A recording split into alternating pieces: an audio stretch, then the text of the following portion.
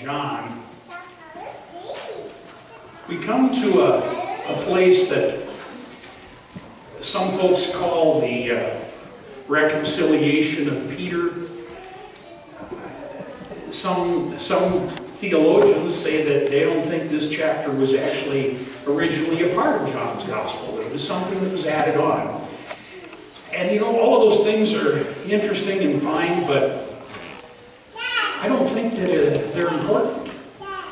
There's an important story in here. As the disciples were fishing, they saw Jesus on the shore. They didn't recognize him, but they figured it out and they headed in. He was making breakfast for them. Fish and bread. It's the breakfast of champions, apparently. A little shore lunch. And they still weren't sure, but the disciple that Jesus loved said, "This is the Lord." And Peter, gosh, you gotta love Peter, jumped in and swam to shore because he couldn't wait to get there. And when he arrived, he knew it was Jesus. The others got there, and Jesus said, "Bring some of your fish over, we'll have a feast." And they had a lot of fish, over 150 fish. And as I was studying that this week, there's all kinds of theories about why it was 153, and the number was so specific, and there's all these theories about you add this, subtract that, and do all of that. And some of them, seriously, you need to be like an advanced calculus student to figure out. I don't know what they were thinking of. I just figured it was 153 fish, and that was a lot. That's the only reason it's in there. So whatever the case may be, they had their breakfast. And I think that the point of this whole passage comes in the last sections. When Jesus pulls Peter aside and starts to talk with him. Peter is a disciple we know a lot about. He's sort of the front man of the whole disciples. He's the one that, jumps right in and does whatever he's thinking. He's the one that jumps in and does whatever seems right, and sometimes it is, and sometimes it isn't. But we remember Peter for a couple of things. One of them was his denial of Christ. And that was a hard thing for him. He denied Christ and heard the rooster crow. Christ had told him that would happen. Before the rooster crows, he said, "You'll deny me 3 times." And he did that. But there were a couple of other incidents that took place in Peter's life that we remember also. He failed here to stand up for Christ and proclaim him. But you remember he also failed when he decided he could walk on the water like Jesus did. To say he got out of the boat, started towards him, and he looked and he saw the wind and the waves, and he doubted, and he started to sink, and Jesus saved him. There's another place where he failed to recognize who Jesus was. You might remember the story. Jesus said, "Who do people say I am?" And they were listing all of that, and he said, "But who do you say I am?" And Jesus said, "You're the Christ, the Son of God." And Jesus was very impressed that he knew that. But only just a few moments later, Peter proved that he didn't quite understand it. When Jesus was explaining to him what was going to happen to the Son of God, Peter said, "No, you're wrong. You're the Son of God, but you're wrong. You couldn't have that happen." And Jesus said, "Get behind me, Satan." He failed to really understand who Jesus was. Peter failed and failed and failed in trying to be one of Christ's good disciples. But remember, the words of wisdom from Garfield the cat. Failure is proof that you tried. I really think that's why Jesus didn't give up on Peter. Because Peter kept trying. Yeah, he failed. Yeah, he was human. He made mistakes, but he kept trying. He didn't give up every time he failed. And that's a wonderful thing to remember, because so often in life we have a failure and we think that it's failed. As a matter of fact, we think that we're done. That we have just messed up too many times. And nobody wants us to be their disciple. But Jesus said to him, after he asked him 3 times, "Do you love me?" And Peter answered, and he said, "Then follow me." Follow me. Even though you failed those last 3 times, you failed times before, and trust me, Peter, you'll fail again.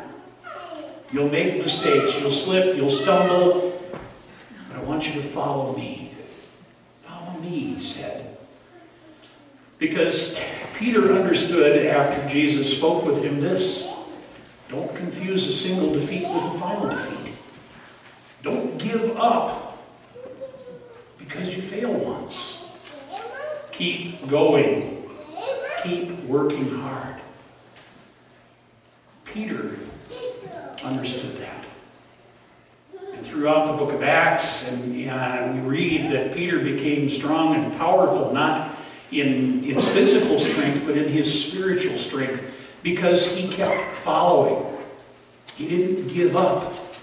He kept picking himself back up when he would fail, when he'd make a mistake. He admitted his mistake and he moved on. He learned from what he failed at. And that's a problem for all of us, because we don't like to fail. We don't like to think that we've messed up God's plan. This is one. I found this quote the other day, and it's quite a while back, and I love it. If you think you've blown God's plan for your life, rest in this: you, my beautiful friend, are not that powerful. God works with failures. All kinds of failures. I mean, look into the Old Testament. We've got Abraham, who cheated and lied, and yet fathered a nation. We have Moses, who tried to get out of serving God and said, no, pick somebody else. You're wrong. And yet he kept coming. David was the greatest king of Israel and failed so many times. And yet God didn't give up, because they couldn't thwart God's plan. Failure is a part of life, and too often we think that because we have done something wrong, we're sort of, eliminated from serving God. We're sort of, not worthy.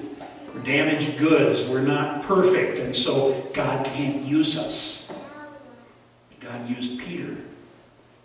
God used Thomas. God used Nathaniel and James and John and all of the rest of the disciples. God used every one of them to do great things. And trust me, friends, every one of them failed and made stupid mistakes and did things that they wished they hadn't done and fell down.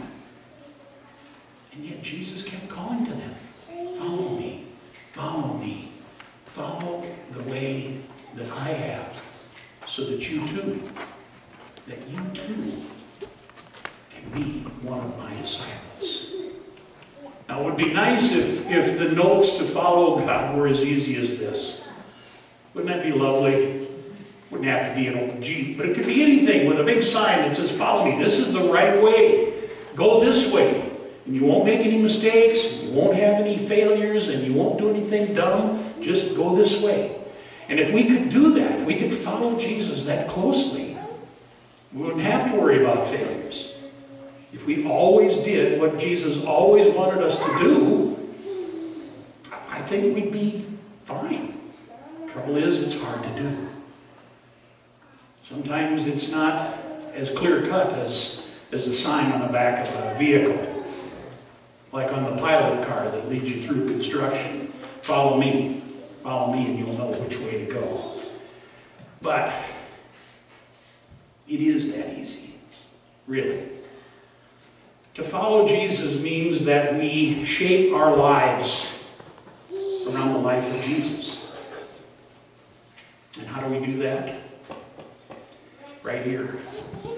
We read about Jesus. We read about God's Word. We read to understand who Jesus was and is so that we can truly, truly follow Him.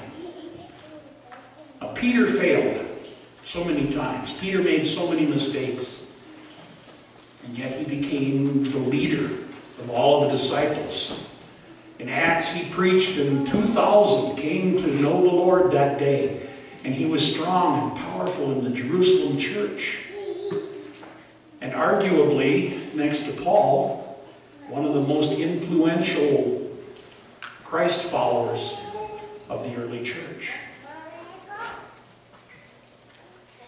Because he listened. When Jesus said, "Come, follow me," he did. He didn't worry anymore about whether he'd make a mistake. He didn't worry anymore about whether he would make a wrong step. Because he knew if he was truly trying to live like Jesus would have him live, that even the mistakes, even the missteps, even the wrong words couldn't stop God's plan. Jesus stood next to Peter on that lake shore and offered him his hand. Said, "Come follow me."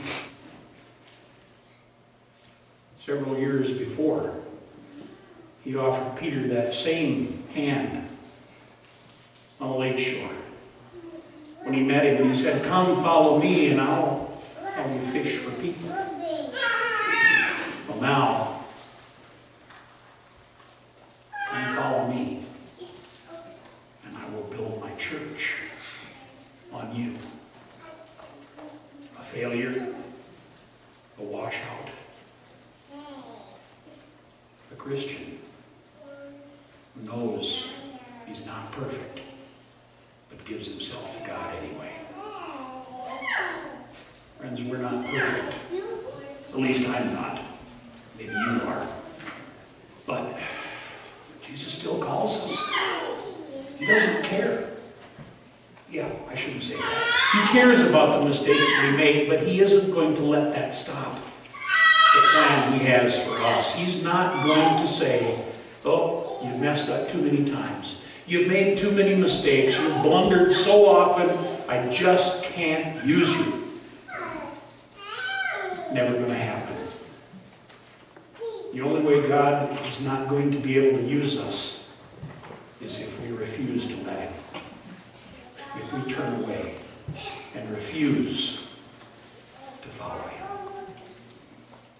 So, 2,000 plus years ago, Jesus stood in front of the disciples, Peter in particular, and said, "Come, follow me."